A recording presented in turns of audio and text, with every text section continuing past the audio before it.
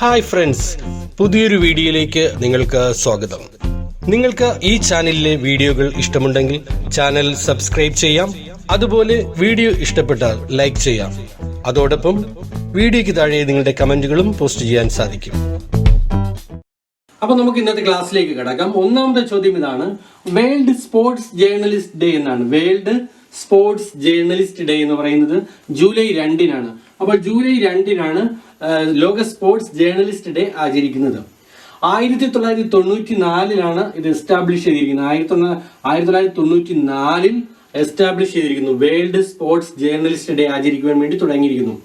അത് 79ാമത് വാർഷികത്തിനാണ്. ഏതിന്റെ 79ാമത് വാർഷികം എന്ന് പറഞ്ഞാൽ AIPS. എന്താണ് AIPS എന്ന് പറഞ്ഞു കഴിഞ്ഞാൽ ഇന്റർനാഷണൽ സ്പോർട്സ് പ്രസ് അസോസിയേഷന്റെ 79ാമത് വാർഷികത്തിനാണ് ആദ്യത്തെ വേൾഡ് സ്പോർട്സ് ജേർണലിസ്റ്റ് ഡേ ആചരിക്കുവാൻ തുടങ്ങിയത്.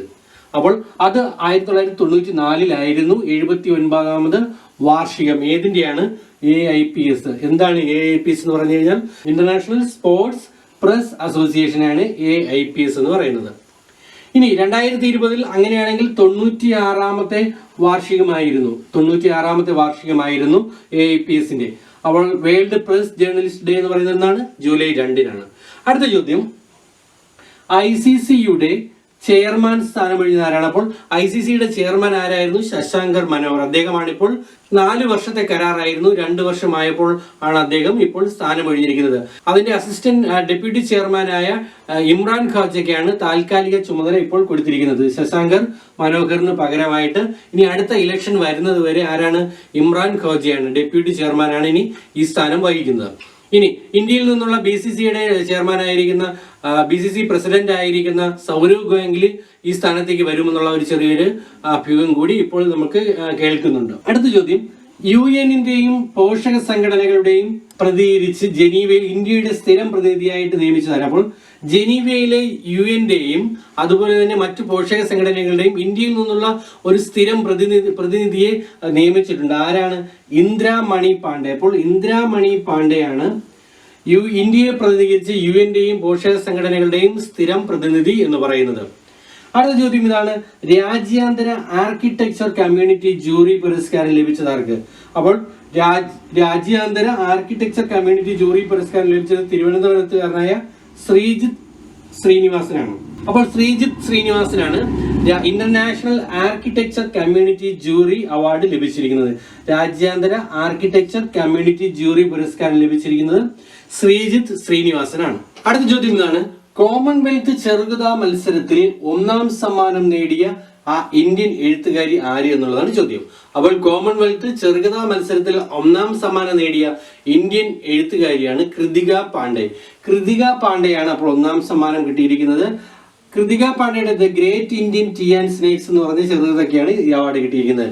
5000 പൗണ്ടാണ്, ഏകദേശം 4.5 ലക്ഷം രൂപ ആണ് ഇതിന്റെ സമ്മാനത്തുക എന്ന് പറയുന്നത്. അപ്പോൾ ചോദ്യം ഇതായിരുന്നു. കോമൺവെൽത്ത് ചെറുകഥാ മത്സരത്തിൽ 1ാം സമ്മാനം നേടിയത് ആർക്കാണ്? കൃതിക പാണ്ഡെ. കൃതി ഏതായിരുന്നു? കൃതിക പാണ്ഡെയുടെ ഏത് ചെറുകഥയായിരുന്നു? The Great Indian Tee and Snacks എന്ന് പറഞ്ഞ കൃതിയായിരുന്നു. 5000 പൗണ്ടാണ് കോമൺവെൽത്ത് ചെറുകഥാ മത്സരത്തിന്റെ സമ്മാനത്തുക, ഏകദേശം ഇന്ത്യൻ മണി 4.5 ലക്ഷം രൂപ. അടുത്ത ചോദ്യം ഇതാണ്.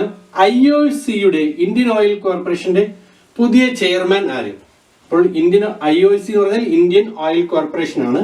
ഇതിന്റെ പുതിയ ചെയർമാനാണ് ശ്രീകാന്ത് മാധവ് വൈദ്യ. അപ്പോൾ ശ്രീകാന്ത് മാധവ് വൈദ്യയാണ് പുതിയ IOCയുടെ പുതിയ ചെയർമാൻ എന്ന് പറയുന്നത്. പഴയ പ്രീവിയസ് ആരായിരുന്നു? സഞ്ജീവ് സിംഗ്. സഞ്ജീവ് സിംഗിന് പകരക്കാരനായിട്ടാണ് ഇപ്പോൾ ശ്രീകാന്ത് മാധവ് വൈദ്യ ഇപ്പോൾ ചുമതലയേൽക്കുന്നത്. ഇന്ത്യയിലെ ആദ്യത്തെ പ്ലാസ്മ ബാങ്ക് നിലവിൽ വന്നിരിക്കുന്നത് എവിടെയാണ്? വളരെ ഇമ്പോർട്ടന്റ് ആയിട്ടുള്ള ഒരു ചോദ്യമാണ്. ഇന്ത്യയിലെ ആദ്യത്തെ പ്ലാസ്മ ബാങ്ക് നിലവിൽ വന്നിരിക്കുന്നത് ന്യൂഡൽഹിയിലാണ്. ന്യൂഡൽഹിയിലാണ് ആദ്യ പ്ലാസ്മ ബാങ്ക് നിലവിൽ വന്നിരിക്കുന്നത്. വളരെ പ്രധാനപ്പെട്ട ഒരു ചോദ്യമാണിത്. അടുത്ത ചോദ്യം ഇതാണ്. 2020 ഗ്രേറ്റ് ഇമിഗ്രന്റ് ബഹുമതി ലഭിച്ചത് ആർക്കെല്ലാം?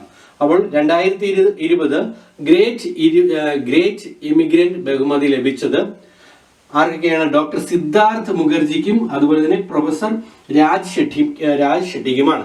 സിദ്ധാർത്ഥ് മുഖർജി എന്ന് പറഞ്ഞാൽ 2011 പുലിറ്റ്സർ അവാർഡ് ജേതാവാണ്. പ്രൊഫസർ രാജ് ഷെട്ടി എന്ന് പറഞ്ഞാൽ ഹാർവാർഡ് യൂണിവേഴ്സിറ്റിയിലെ പ്രൊഫസറാണ്. അപ്പോൾ ചോദ്യം ഇതായിരുന്നു, 2020 ഗ്രേറ്റ് ഇമിഗ്രന്റ് എന്ന് പറഞ്ഞ ബഹുമതി ലഭിച്ചത് ആർക്കൊക്കെ എന്നാണ്. 2011 പുലിറ്റ്സർ അവാർഡ് ജേതാവായ സിദ്ധാർത്ഥ മുഖർജിക്കും ഹാർവാർഡ് യൂണിവേഴ്സിറ്റിയിലെ പ്രൊഫസറായിരിക്കുന്ന രാജ് ഷെഡ്ഡിക്കുമാണ് ഈ ബഹുമതി ലഭിച്ചിരിക്കുന്നത്. അടുത്ത ചോദ്യം ഇതാണ്, central marine fisheries research institute report പ്രകാരം രാജ്യത്ത് സമുദ്ര മത്സ്യങ്ങളിൽ ഏറ്റവും ഉൽപാദനമുള്ള സംസ്ഥാനം ഏതാണ്? അപ്പോൾ സമുദ്ര മത്സ്യങ്ങൾ ഉൽപാദനം ചെയ്യുന്നതിൽ ഏറ്റവും മുന്നിൽ നിൽക്കുന്ന സംസ്ഥാനം ഏതാണ്? ആരുടെ റിപ്പോർട്ടാണ്? Central marine fisheries research institute CMFRY report പ്രകാരം രാജ്യത്ത് സമുദ്ര മത്സ്യങ്ങൾ ഏറ്റവും കൂടുതൽ ഉൽപ്പാദിപ്പിക്കുന്ന ഏത് സംസ്ഥാനമാണ്? ഉത്തരം തമിഴ്നാടാണ്. തമിഴ്നാടിലാണ് ഏറ്റവും കൂടുതൽ സമുദ്ര മത്സ്യങ്ങൾ ഉൽപ്പാദിപ്പിക്കുന്നത്.